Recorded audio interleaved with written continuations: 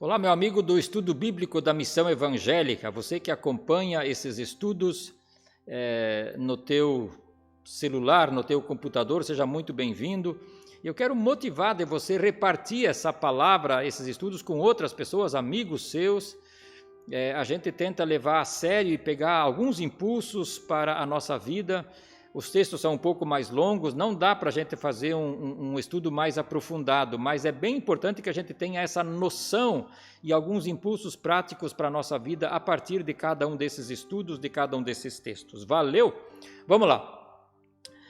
Lucas 8, 16 a 25, então, é o nosso texto, mas eu quero, para começar o estudo propriamente dito, dizer o seguinte. Lá em Lucas 1, verso 3, o Lucas, quando ele começou de escrever o seu evangelho, ou o evangelho de Jesus, né? Ele diz que ele investigou tudo cuidadosamente. O evangelho de Lucas, ele é uma espécie de TCC, uma monografia, um trabalho científico, um trabalho literário científico. É isso que ele faz. Ele diz que ele inclusive fez uma pesquisa de campo, ele investigou tudo cuidadosamente. E isso tem a ver também com a montagem dos textos que ele faz. Eu chamo a atenção para isso justamente em função do último estudo que a minha colega Jéssica fez e do estudo que nós temos previsto para hoje. O último estudo tratou da parábola do semeador, e o último trechinho dessa parábola refere-se a pessoas que ouviram e acolheram, aceitaram, permitiram que a palavra de Deus chegasse em suas vidas e operasse transformação. A parábola da candeia, que é o primeiro trecho do nosso estudo de hoje, ela trata de fazer algo semelhante, ela meio que compara. Claro que não está escrito aqui que é uma comparação, mas o Lucas ele coloca a parábola da candeia já em sequência da historinha de pessoas que aceitam o evangelho na sua vida. Assim como aquela candeia, uma espécie de uma lamparina, assim como aquela candeia muda um ambiente de escuro para claro, assim como aquela candeia transforma um ambiente onde nada se vê para algum lugar onde é que dá para viver e fazer alguma coisa, assim a palavra de Deus, quando cai, por assim dizer, quando ela entra na vida da gente, ela quer operar transformação, ela quer mudar as coisas. Então, é interessante fazer essa associação que o Lucas faz aqui. Ele fala da parábola da semente do semeador. Esta semente é a palavra de Deus que entra na nossa vida e quer operar transformação. Transformação como uma luz que ilumina um ambiente. E aí ele inclusive faz a comparação de que essa luz, na palavra da candeia, ela não é para ficar escondida, ela não é para ficar debaixo de um outro vasilhame ou coisa assim, mas para ficar exposta. Quem vive da palavra, quem diz que aceitou a palavra na sua vida, isso tem de ser visto, não tem outro jeito. E aí o verso 18, ele nos diz alguma coisa que tem até quase um caráter de juízo ali. Olha só, o verso 18 eu vou ler. Portanto, considerem atentamente como vocês estão ouvindo. Ouvindo o quê? A palavra. A quem tiver, mais lhe será dado. De quem não tiver, até o que pensa ter, lhe será tirado. A questão de uma espécie de juízo que tem aqui é a seguinte: se eu acolho, se eu aceito a palavra de Deus na minha vida, e se na minha vida não há mudança, não há transformação, então o Senhor Jesus mesmo diz que eu devo considerar o que eu estou fazendo com o meu ouvir. Porque o Tiago vai lembrar um pouco adiante de que a gente não é apenas ouvinte, mas também praticante da palavra. E nós temos um texto lá em Hebreus 4:2, onde é dito que para aquelas pessoas daquele tempo, o ouvir que eles tiveram da palavra não adiantou, não ajudou em nada. Por quê? Porque não nasceu fé, no coração deles. Então isso é muito importante que a gente preste atenção nisso, de entender que se a palavra de Deus faz parte da minha vida, então faz parte da minha vida que a minha vida seja uma candeia, uma lâmpada que ilumina a minha e a vida dos outros também. Falei, é apenas uma sobrevoada no texto aí, tá ok? Versos 19 a 21 tem uma outra historinha aqui dentro, não é parábola agora, mas é um fato real, que conta que Jesus estava ali muito ativo.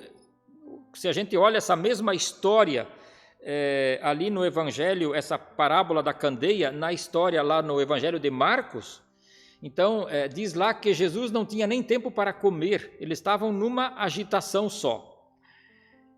E aí Jesus estava ali agindo junto com seus 12 discípulos e tal, e de repente, olha só, a mãe e os irmãos de Jesus foram vê-lo, mas não conseguiam por causa da multidão.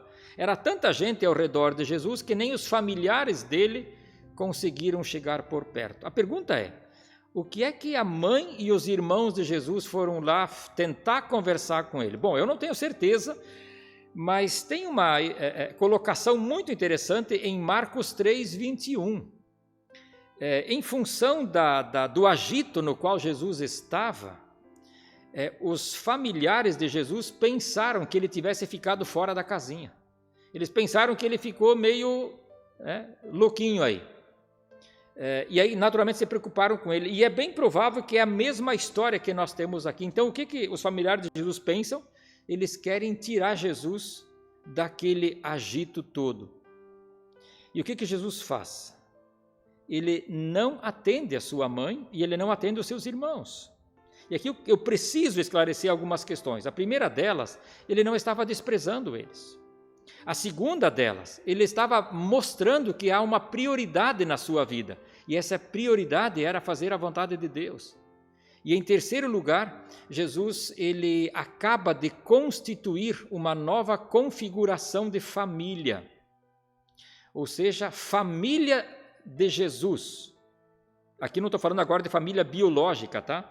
Mas família de Jesus não é algo do nível biológico, como eu já disse, mas família de Jesus, ele mesmo diz, é aquele que faz a vontade de Deus. É muito comum as pessoas dizendo assim, todo mundo é filho de Deus, vírgula, meu amigo, vírgula, família de Deus, família de Jesus a gente é quando? É quando a gente faz a vontade de Deus. Quem diz isso? Nada mais, nada menos que o próprio Senhor Jesus. Adiante, nós temos então o último trecho da nossa história, que trata de um milagre. Jesus acalmou uma tempestade, ou seja, tinha um vendaval em curso e tudo aquilo termina pela simples palavra, pelo simples falar de Jesus. Eu já falei há pouco, Jesus estava cansado, ele vinha de um agito tremendo, a demanda de trabalho era exaustiva. Jesus manda os discípulos irem para o mar, isso é curioso, é interessante. O mar da Galileia, a geografia do local diz, isso ainda hoje é assim, que facilmente levantam-se tempestades e elas são violentas. Os discípulos naquele momento são tomados pelo medo e Jesus está dormindo, muito, muito tranquilamente. O que nós aprendemos aí?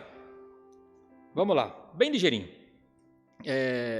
Primeiro, tempestades na nossa vida, elas surgem inesperadamente. Elas muitas vezes não se anunciam.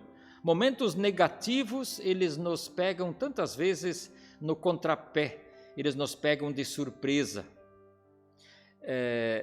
Tempestades na nossa vida muitas vezes vêm de origem conhecida. As coisas que nós achamos que dominamos. O mar da Galileia era hiper conhecido para vários dos discípulos que eram, antes de serem discípulos, pescadores, justamente ali. Então eles conheciam aquilo, como a gente diz assim, que nem a palma da mão. Então olha só, tempestades vêm de lugares conhecidos, tempestades vêm de forma inesperada. quando a gente menos espera, às vezes está ali. Tempestades na vida não significa que Deus está longe. Jesus estava ali do lado. O que é o nosso problema é que a gente às vezes se debate um monte com as nossas próprias forças, assim como os discípulos que se desesperaram primeiro e deixaram tocar o terror até se darem conta de que Jesus era a resposta para eles. E essa é a grande questão da vida. Quando a gente anda com Deus, não significa naturalmente que as tempestades não acontecem, mas Ele está junto, Ele está dentro delas, está junto com a gente ali. A pergunta é: por que Jesus conseguiu dormir apesar da tempestade? Muito simples, porque Ele é Senhor também daquilo que nos mete medo, daquilo que amedronta, daquilo que faz a gente entrar em pânico. Eu não sei quais são os teus pânicos, quais são as tuas tempestades, os teus medos. Eu quero te desafiar para você ser luz, ser candeia, para você ser da família de Deus, fazer a vontade dEle.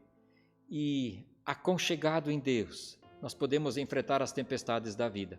Que Deus te abençoe.